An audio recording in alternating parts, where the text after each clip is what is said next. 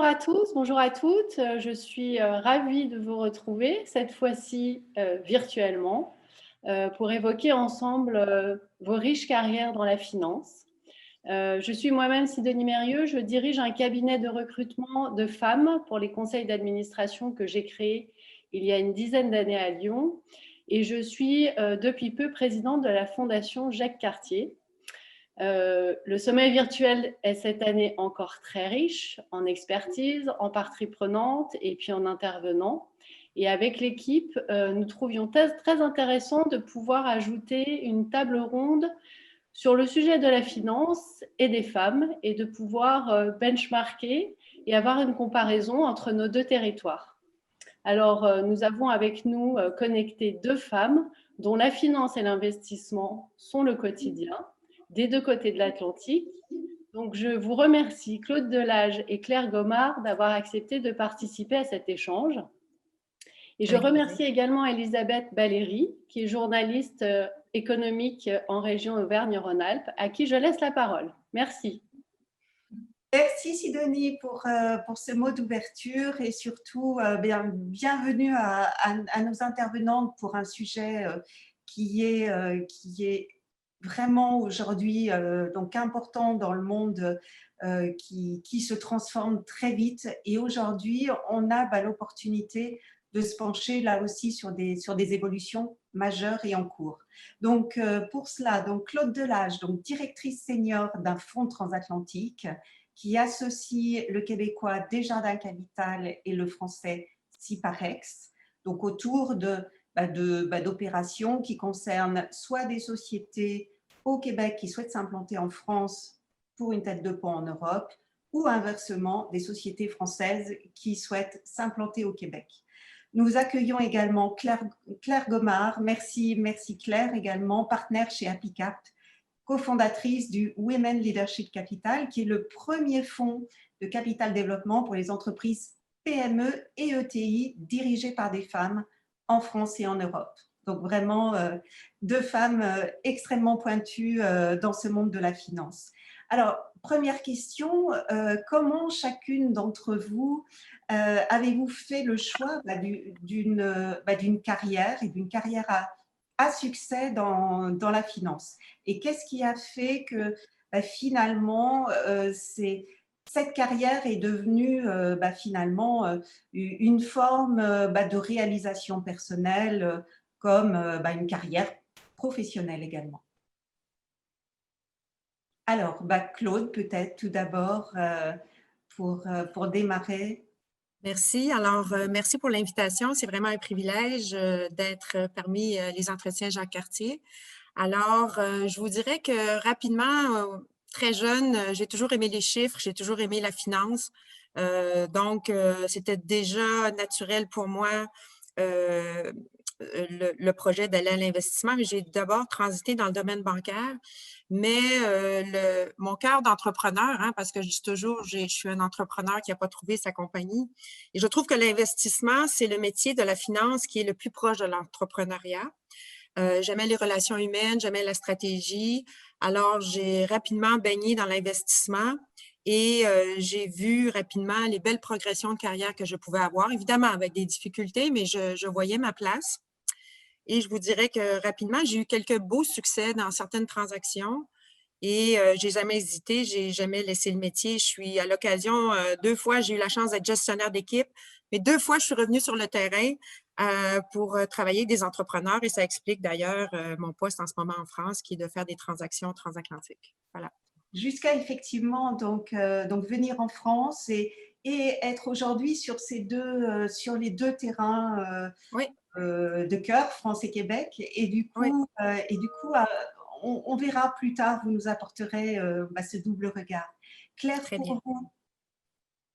Bien. Tout d'abord, merci beaucoup Sidonie et merci également Elisabeth de m'avoir conviée à cet échange donc dans le cadre des entretiens Jacques Cartier. Pour ma part, donc j'ai moi-même commencé en fait dans le monde bancaire à la Société Générale à Londres, dans l'univers de la finance de marché, donc en tant que graduate au sein d'un programme de financement structuration de sujets plutôt éloignés de l'économie réelle. Et rapidement, j'ai souhaité pouvoir être plutôt active dans l'univers du private equity et donc de la finance d'entreprise, en ayant commencé chez Ardian, puis ensuite Milestone pendant 10 ans. Et récemment, j'ai rejoint donc Apicap après 10 ans d'expérience.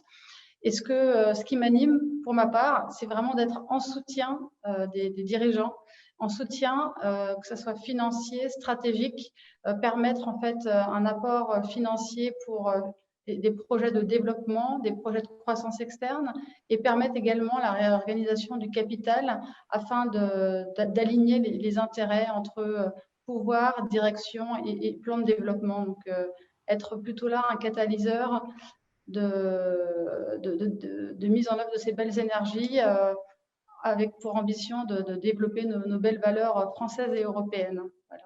Et est-ce que vous avez le sentiment d'être plutôt assez seul au niveau des fonctions que vous exercez, où finalement vous vous retournez, vous ne voyez pas tant de femmes que cela autour de vous? C'est quelque chose, c'est un sentiment ou une observation que vous pouvez faire dans votre quotidien?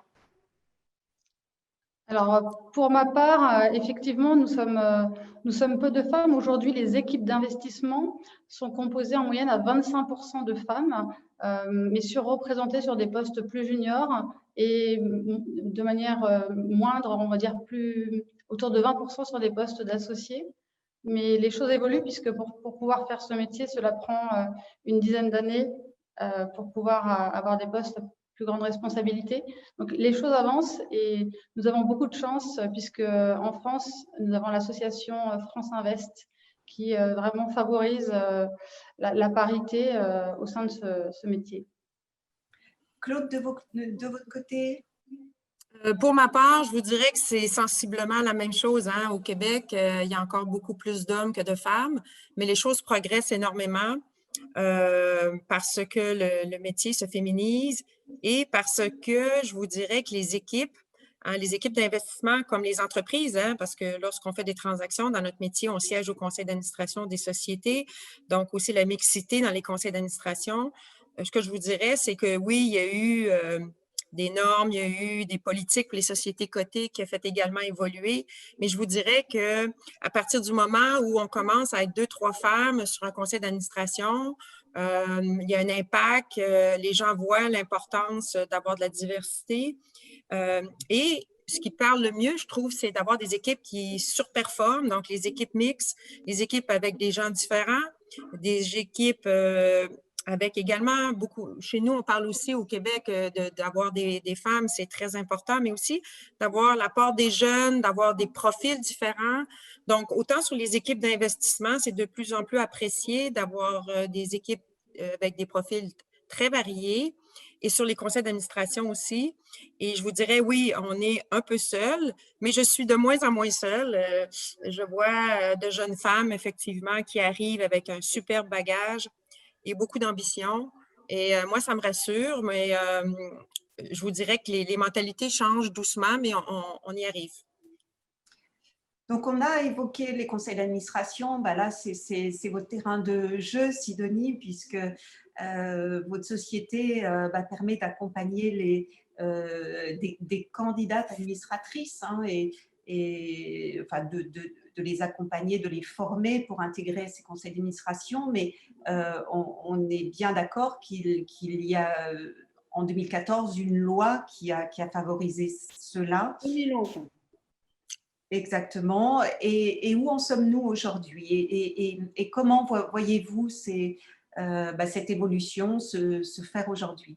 Oui, alors pour te donner quelques chiffres, la loi Copé-Zimmermann date de 2011 en France et donc elle avait comme objectif de pouvoir atteindre un quota de 40% de femmes dans les conseils d'administration au démarrage pour les sociétés cotées et puis ça s'est étendu aux sociétés non cotées qui remplissent des critères de chiffre d'affaires et d'effectifs.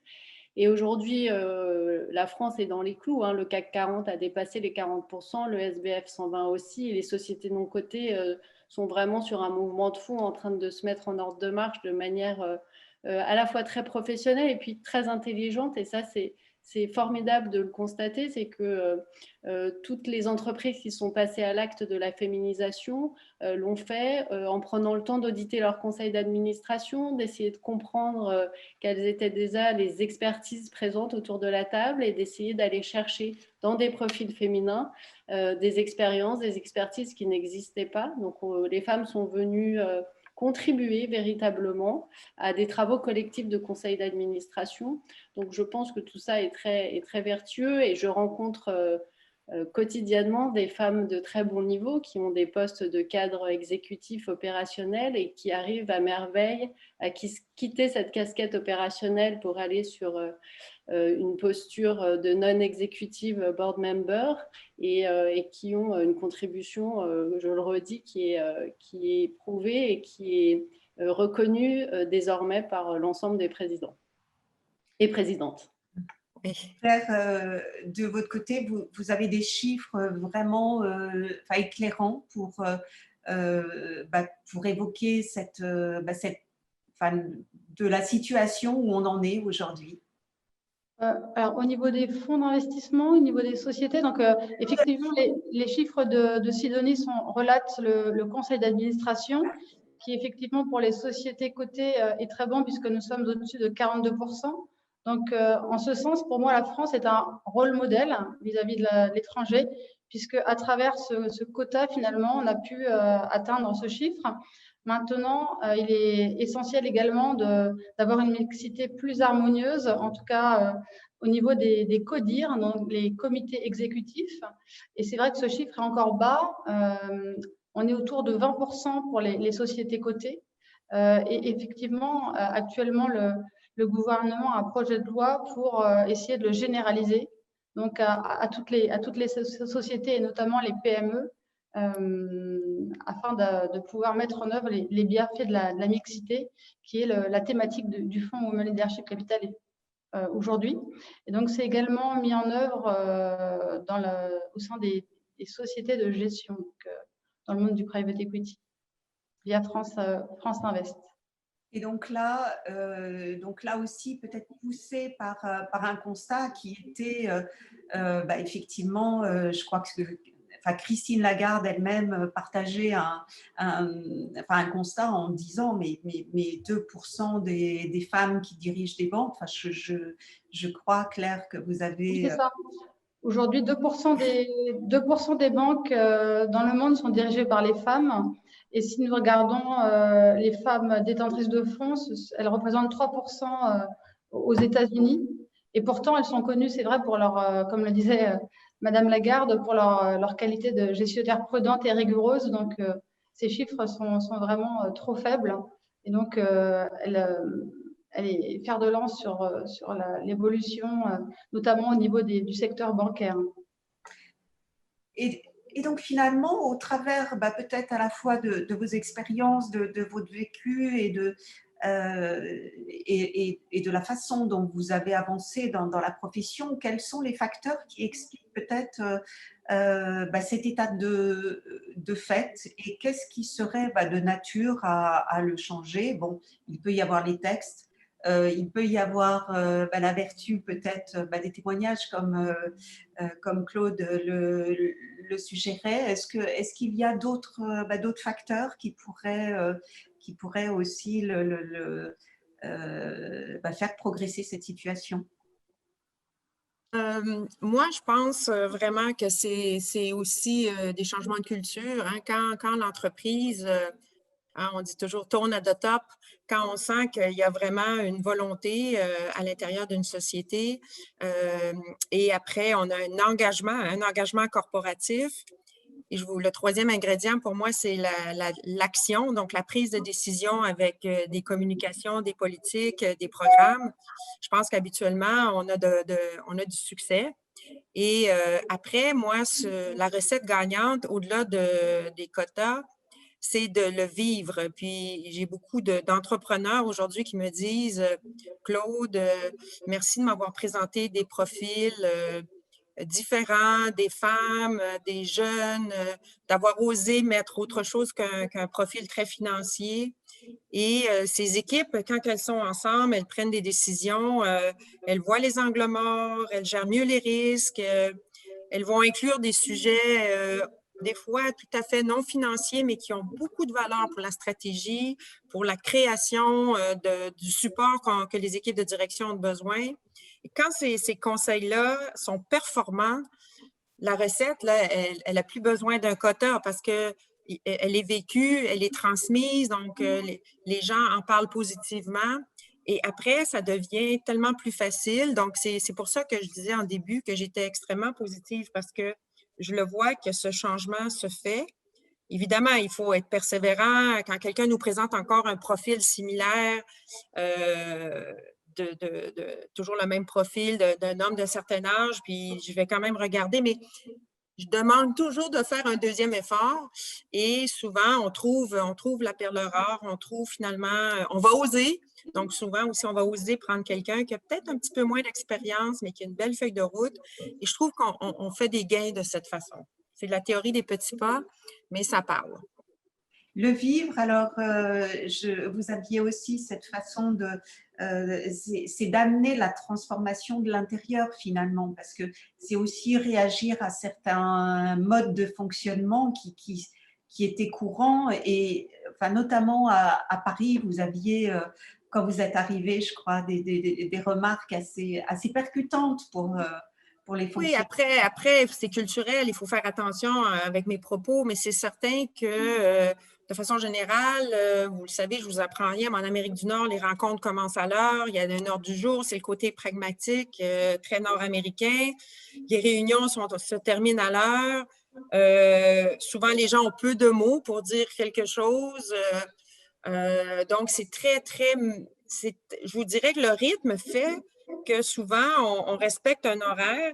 Et personnellement, moi, ça m'a toujours plu parce que ça m'a permis de poursuivre et d'avoir une capacité de dire, ben, à tel moment, je l'ai déjà fait, hein, j'avais des enjeux familiaux et j'ai déjà dit, je dois quitter, etc. Mais je veux juste dire, c'est que si l'horaire est moins tardif, parce que moi, je trouve, on travaille, je vous le dis en France, je trouve que vous travaillez très tard. Je trouve que ça brusque beaucoup la vie de famille, personnellement. Et puis, pour moi, je trouve que l'équilibre, c'est des gens qui ont une vie de famille et qui ont la capacité de dire, ben moi, il y a un moment où je dois quitter une réunion. Et c'est juste de dire que si les réunions sont plus courtes, ça aide un peu. Hein, voilà. Vous confirmez de votre côté, et comment est-ce qu'on peut être soi-même facteur de transformation, parce que bah, simplement la règle peut être revue aussi de ce point de vue. Où est-ce qu'il faut se couler dans cette organisation parce que bah, la culture n'est pas encore mûre pour cela? Ça revient un peu à dire les 3 points hein, que je discutais tout à l'heure, la culture, l'engagement et les actions. C'est certain que si vous ne sentez pas que la culture est prête, mais souvent, les femmes vont se dissocier de ces entreprises. Vous le voyez, hein, souvent, quand il y a des PDG qui choisissent vraiment d'avoir cette obligation, hein, souvent, je l'ai déjà entendu, ils disent à leur vice-président ressources humaines, maintenant, ça fait partie de notre ADN d'avoir cette mixité. Donc, dans le recrutement, ça devient votre travail d'aller me chercher des gens avec ce profil. Je veux des femmes, je veux des jeunes, je veux des profils différents. Et quand ça vient d'en haut, quand ça vient un engagement, moi, je trouve que ça prend forme et puis on peut rapidement avoir les bénéfices. Je trouve que les entreprises évoluent plus rapidement sur ce chemin, le chemin aussi d'une meilleure performance. Il faut aussi le rappeler. Moi, je trouve que les équipes mixtes, on est capable de démontrer qu'elles sont plus performantes et ça aussi, ça parle. Claire, sur ouais, cette question de la performance. Oui. Totalement d'accord avec Claude. Je pense que, premièrement, un des sujets importants, c'est d'avoir des objectifs, des KPI quanti, qui permet voilà, d'aller vers cette vision à travers une exécution et des engagements.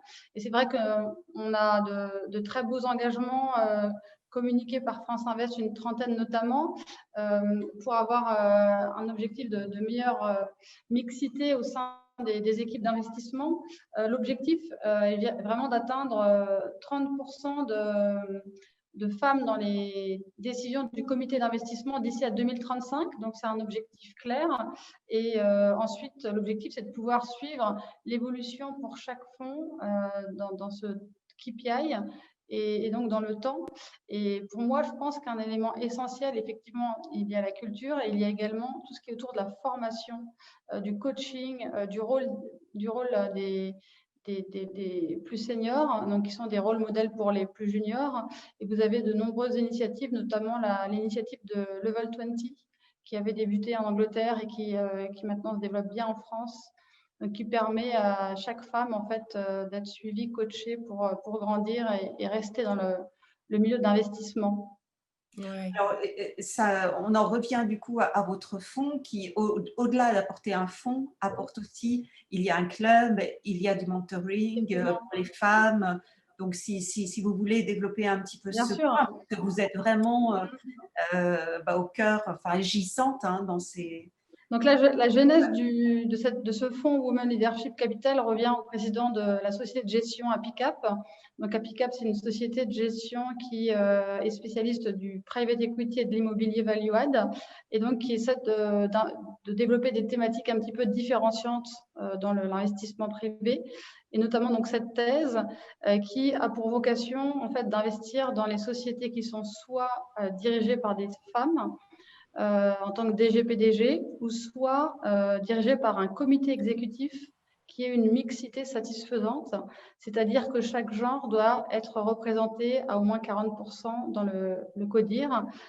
En fait, on a regardé toutes les analyses, toutes les études qui prouvaient en fait les bienfaits de la mixité dans les performances, qu'elles soient financières ou extra-financières.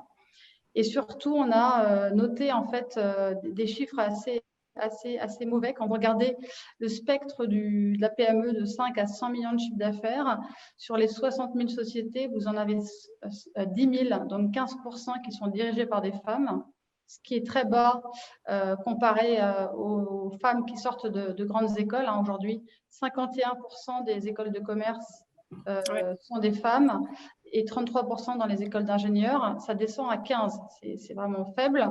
Et si vous continuez aujourd'hui, sur les 4000 sociétés qui sont financées par des fonds, vous en avez une centaine de sociétés dirigées par des femmes, c'est 3%. On ne s'entendait pas à avoir 3, peut-être 7, 10, 12, mais pas 3. Et donc, l'ambition de ce fonds est effectivement de ne financer que des sociétés qui ont une direction féminine et mixte en genre. Donc, ça, c'est le premier point. Donc, nous sommes en cours de levée de ce fonds qui a pour vocation d'investir 150 millions d'euros ces 5 prochaines années dans une petite dizaine de PME. Deuxième point intéressant, c'est que de nombreuses études prouvent les bienfaits de la mixité. Alors, je peux prendre notamment Sodexo qui a fait une étude sur 5 ans sur 50 000 managers, 10 filiales, en regardant l'impact d'une meilleure mixité dans le management et le middle management. Et il est très important. Alors, des KPI pour moi très clés, ce sont par exemple le taux de rétention des collaborateurs, le taux de rétention des clients, qui est amélioré de 8 et 9 points de pourcentage respectivement. Ça, c'est une vraie donnée. Je peux aussi noter notamment l'étude de McKinsey, Diversity Matters, qui en fait informe que d'augmenter sa mixité de 10% accroît le taux d'EBIT de 1,6 point de pourcentage. Donc, même financièrement, ça a un impact très positif. Et donc, vous avez une myriade d'études sur le sujet qui confirment les mêmes choses. Et sur la durée, donc, on se dit qu'on peut faire de belles choses de par ces deux constats. Voilà. Et donc, oui, pardon.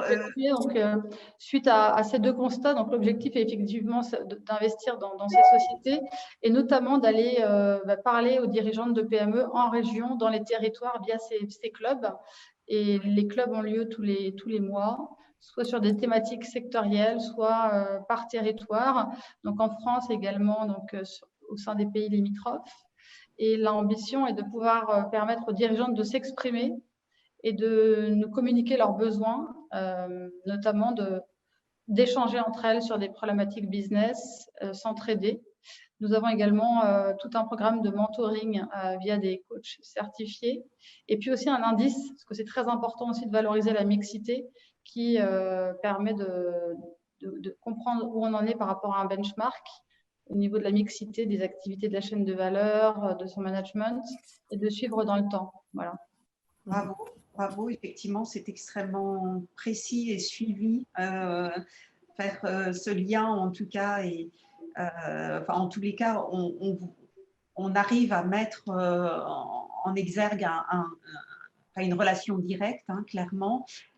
Sidonie, est-ce que vous confirmez que c'est aussi ce que vous pouvez constater, ce lien, je dirais, entre mixité, mais aussi peut-être d'autres critères et performance d'une part, et puis d'autre part, on a beaucoup évoqué le terme de gouvernance.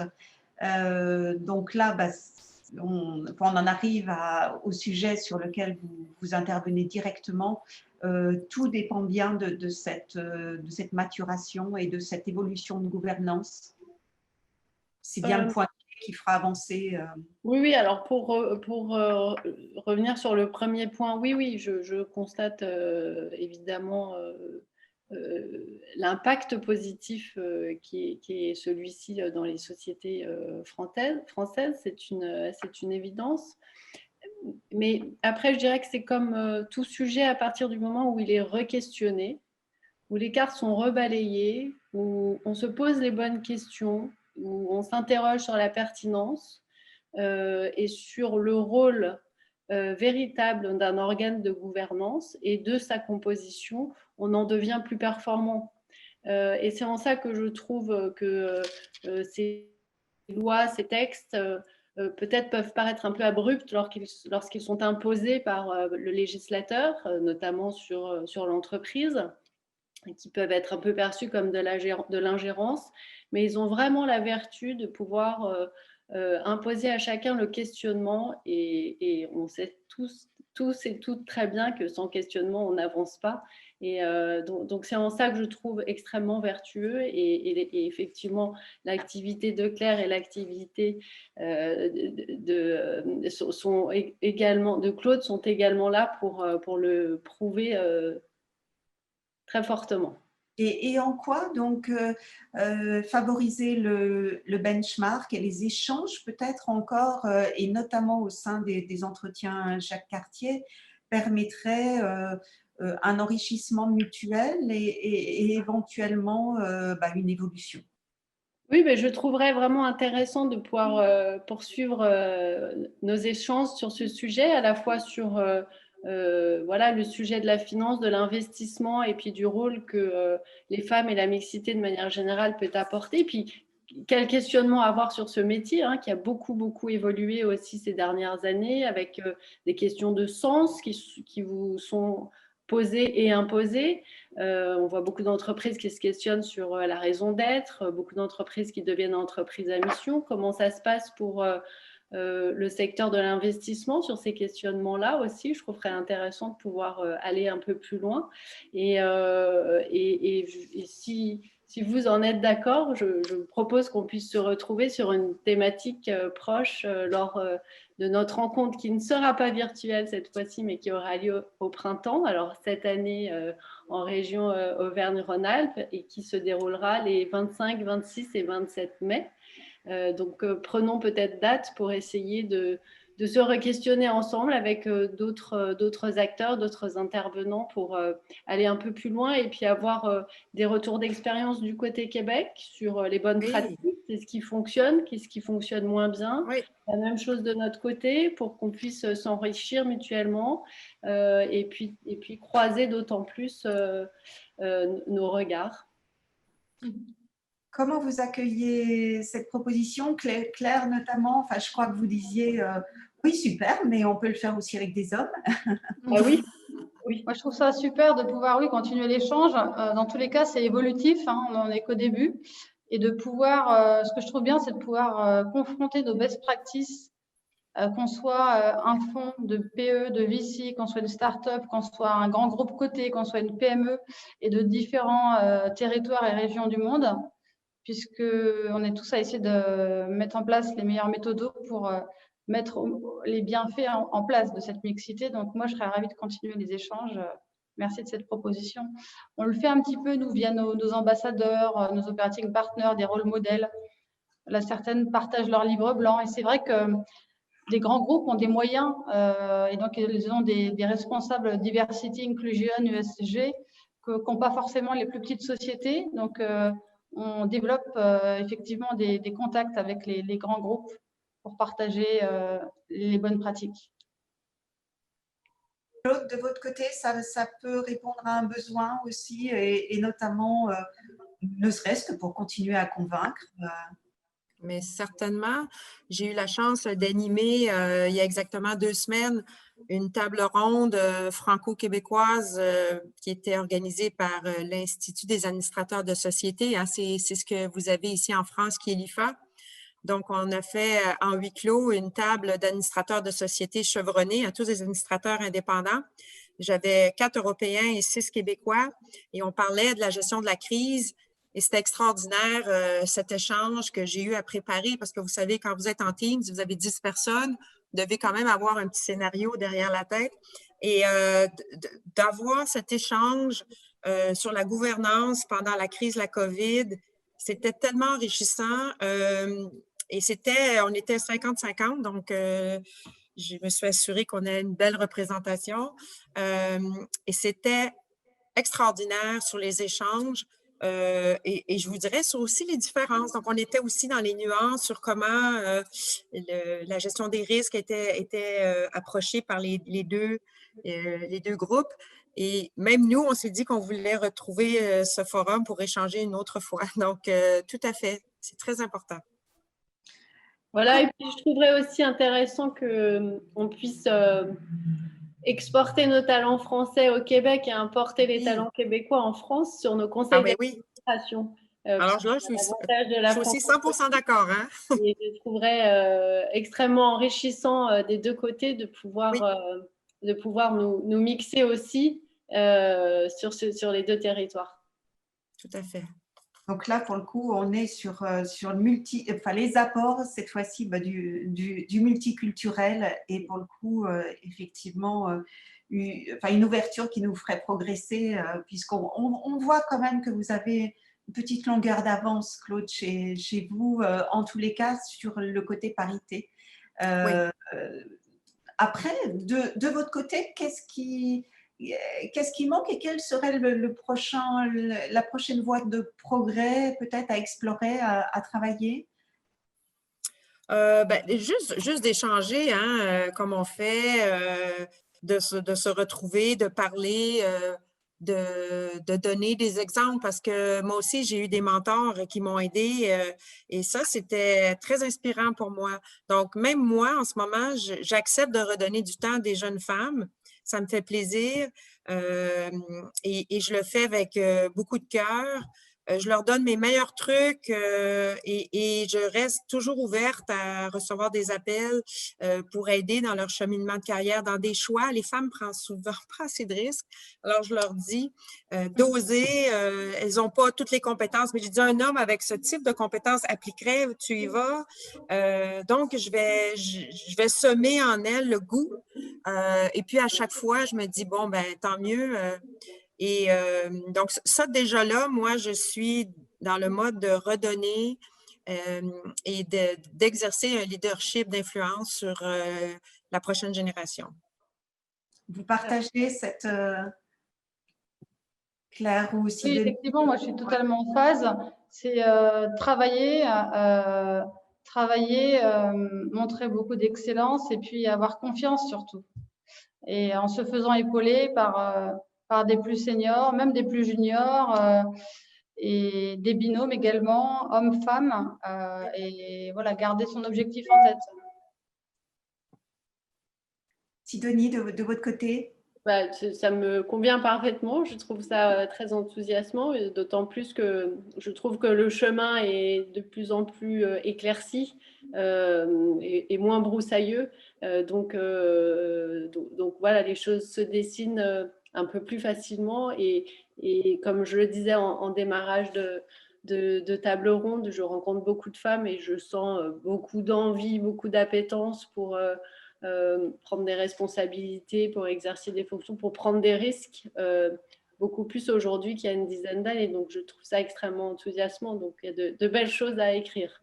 Et aujourd'hui, clairement, dans ces envies et dans ce développement hein, des positions prises par les femmes, est-ce que vous êtes amené à constater des différences entre les sociétés dirigées, managées par des femmes ou pas tellement, parce que finalement, les voies, elles sont quand même les voies de la stratégie, les voies des business models, les voies des marchés, elles restent quand même ce qu'elles sont et finalement assez mainstream finalement.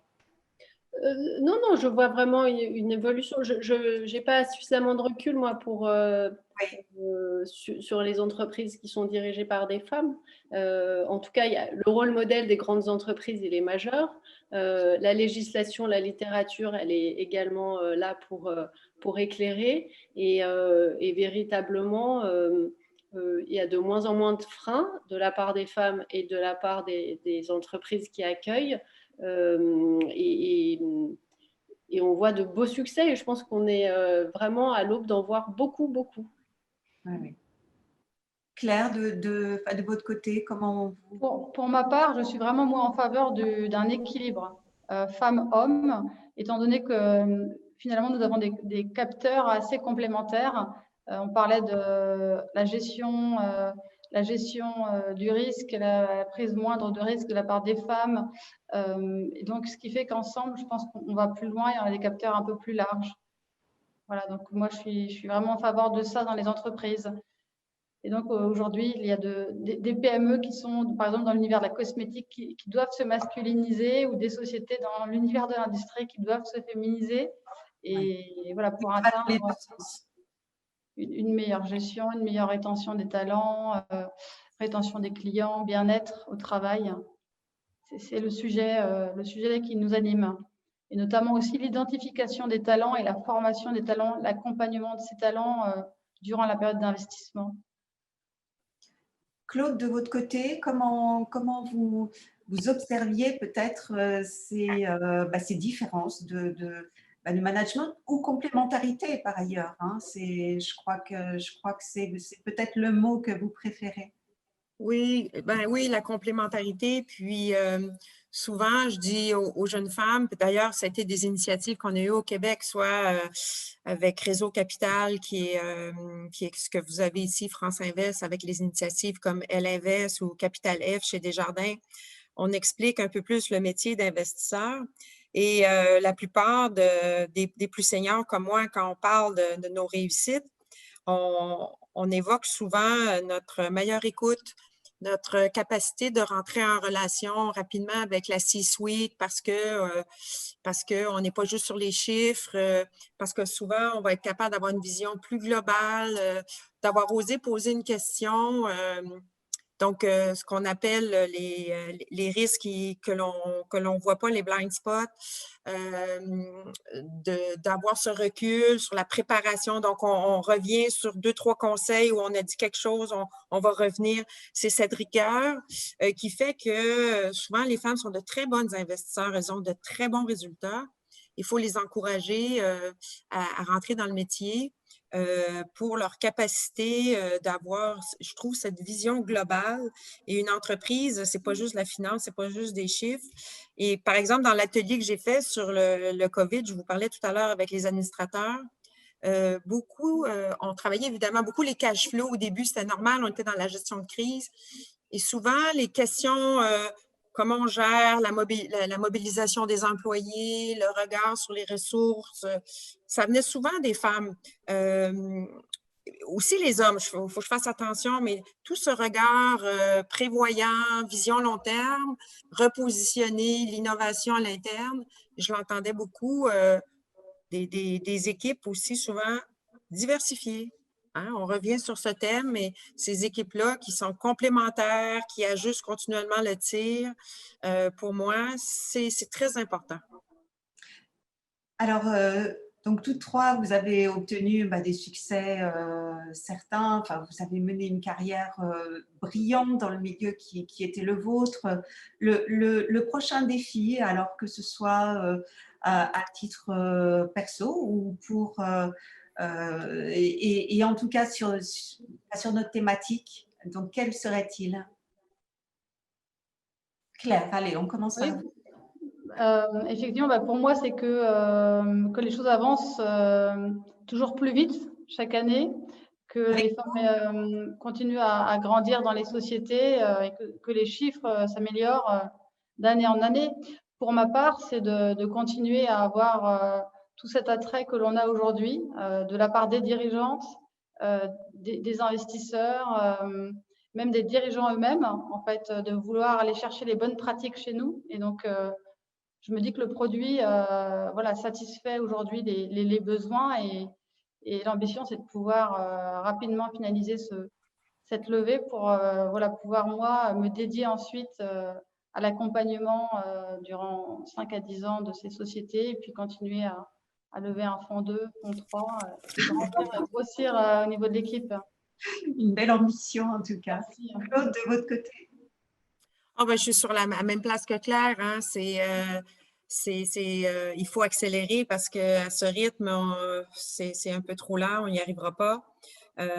Moi, je continue à penser que ça prend des programmes structurants, des programmes qui vont être implantés, qui vont faire que ça ne sera pas juste gentil, poli. Ça va faire partie vraiment de saines décisions d'une société, des programmes qui vont parler aux employés. Et puis, après ça, vous allez avoir des employeurs qui vont devenir des choix. Des choix et les talents vont se greffer à ces entreprises et ça va devenir des incontournables. Et là, après ça, les autres vont devoir se questionner. Hein? Et ça, j'y crois. Ça, j'y crois. D'accord. Sidonie, de votre côté? Moi, je mets mes lunettes pour faire ma réponse parce que c'est une réponse où je me rends compte que j'ai vieilli, mais moi, j'ai envie de transmettre à la fois aux générations qui arrivent et puis transmettre en dehors des frontières. Voilà, c'est mon objectif. Bravo. Très bien. Peut-être un mot de fin, Sidonie, et puis peut-être de prochains rendez-vous. Oui, merci vraiment à toutes les trois. C'est une première. Voilà, j'espère pas une dernière. Donc vraiment, essayons de nous retrouver avec encore plus de contenu et encore plus d'acteurs pour les rencontres du printemps. Je pense qu'on a quelque chose d'utile à pouvoir écrire et construire ensemble. Donc, merci vraiment beaucoup d'avoir répondu présente avec nous pour les entretiens Jacques Cartier. Et en tout cas, n'hésitez pas de votre côté à interagir, à commenter, voire à indiquer des liens qui puissent alimenter la réflexion, des études, des enquêtes, vos situations aussi qui nous intéressent et dont on pourra également reparler au printemps. Merci à toutes et à très bientôt.